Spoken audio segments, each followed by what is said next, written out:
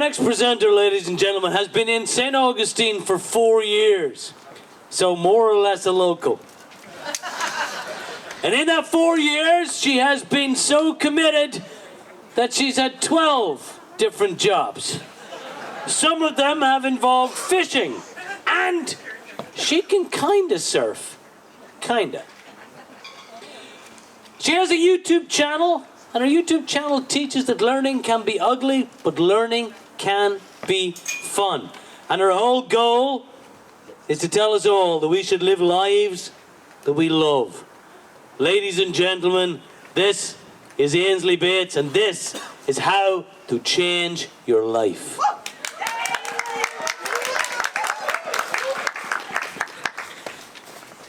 Hello.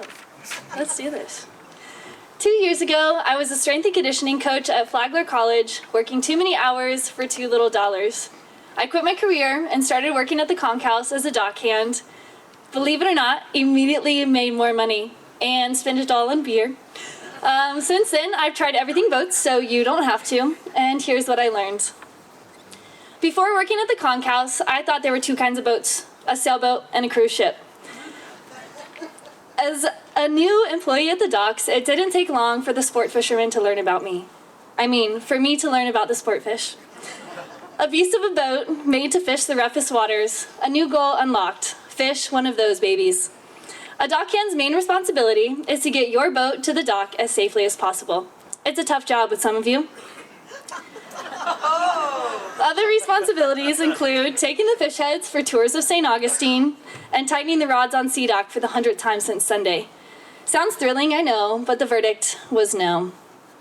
Delivering a boat is when you take a person's very expensive boat from point A to point B. Now you may be wondering how someone like me, who had never been offshore before in my life, got an opportunity to assist in this venture. I thought I was lucky. It turns out it's because no one wants to do it. You don't stop for the evenings on sailboats because it takes them so long to get back and forth to land, you might as well not go anywhere.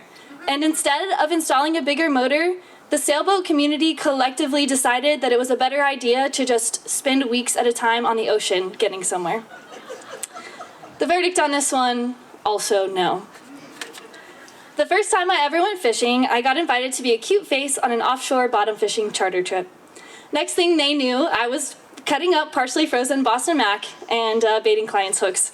I was just charter fishing with the boys. All it took was hearing my first "fish on," and I knew I had found a love of my life.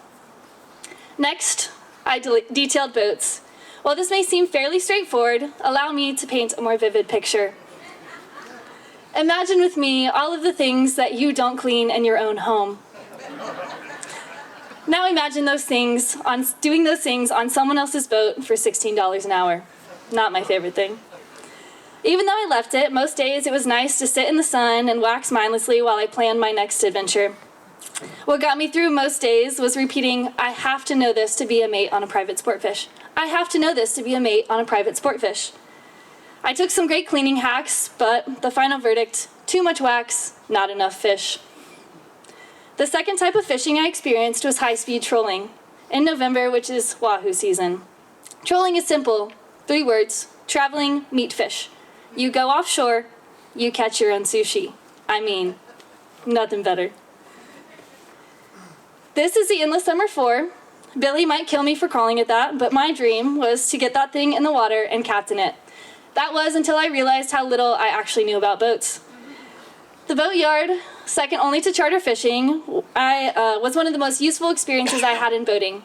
I left that place feeling so handy that I could do anything. I do projects around my house all the time now, and I even changed the electrical cord on my dryer.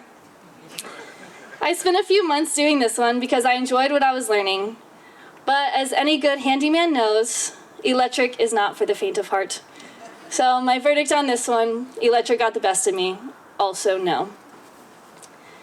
Charter fishing actually might be my favorite job here. You're constantly managing 100 different things from human personalities to bait fish. It reminded me of what I loved so much about strength and conditioning, but also why I left: the grind. Lifestyle went over and the verdict here was no. These jobs were a dream come true. I landed them both after having some troubles at my previous job, walking away, and just praying that I would find anything that would keep me fishing. I couldn't believe it. Dockhand Ansley? Couldn't believe it. I was so proud. And I was gonna fish the world.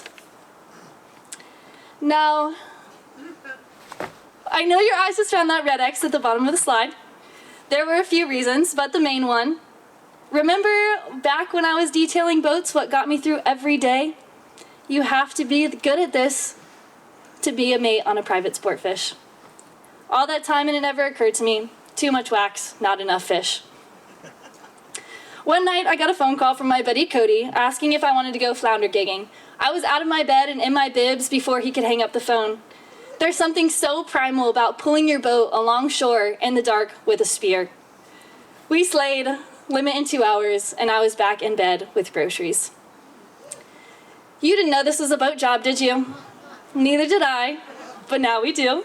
It's a solid gig. Sadly, this was an old cat, and he's no longer with us, but thanks for trying, Ken, wherever you are. Verdict, not the job that would revolutionize my life, and that's okay.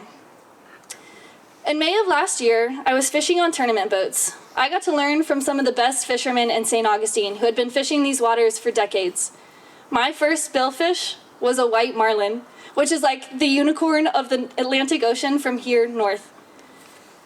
When the season was over, I started filming more heavily for my YouTube, and it's been my main focus recently. These days, I fish offshore when I can and have started to dabble in the inshore life a little. I started a separate playlist for my fishing adventures, and I'm hoping that turns into a solid fishing education channel.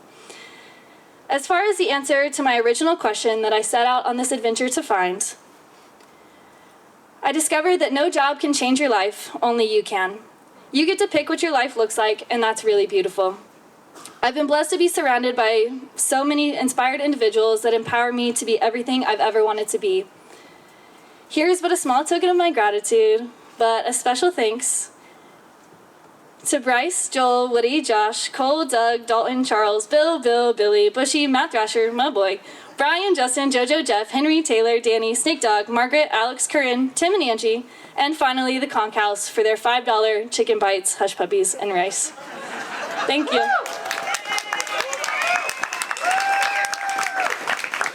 Ladies and gentlemen, Ansley Bates.